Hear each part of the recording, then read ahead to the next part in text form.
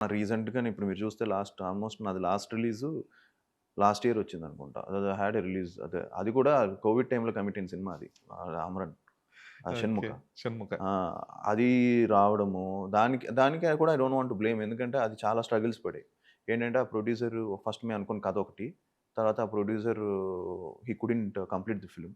Okay. So, ఇంకో producer టోటల్‌గా తీసుకొని తను తీసుకుంది గూడా నేను డైరెక్ట్ చేస్తేనే కంప్లీట్ చేస్తాను సినిమా అని చెప్పి తను హ్యాండ్ ఓవర్ చేసుకొని he finish the film. He did the direction కొన్ని పనులు. సో, ఆ డైరెక్టర్‌ని మనం వద్దనుకొని సో, అలా అలా చేసిన ఫిల్మ్ వల్ల అది ఓకే. క్లమ్జీ అయిపోయింది. యాహ్! హాఫ్ అండ్ బీట్ ఉంటది కొంచెం అది. వెరీ బ్యాడ్ ఈ రిమార్క్స్ వచ్చాయి ఆ సినిమాకి. హ్మ్. నాకెప్పుడు రాలే అలాంటిదెప్పుడు. సో, అలాంటి రిమార్క్స్ నేను ఫస్ట్ టైమ్ నేను వినడం. ఎందుకంటే నా ఫిల్మ్స్ ఓటీటీలో 'సీఎస్ఎస్ సనాతన్' గాని, 'క్రేజీ ఫెలో' గాని హ్మ్. కొన్ని ఫిల్మ్స్ డిడ్ వెల్ డిజిటల్‌లో.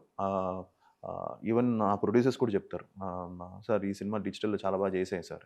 సో, దానివల్ల కొంచెం నాకు డిజిటల్ మార్కెట్ ఉండడం వల్ల ఈ సినిమా కూడా చేయడము దానివల్ల ఇది రిలీజ్ అవ్వడము ఆ డిజిటల్‌లో కొంచెం అదని తర్వాత బాగా బ్యాక్ ఫైర్ వచ్చింది. హ్మ్. అప్పుడు అనుకున్నా ఇంకా మనం ప్రాపర్ సినిమాలు ప్రాపర్‌గా చేయాలి. ప్రాపర్‌గా చేయకపోతే ఇదైపోతుందని.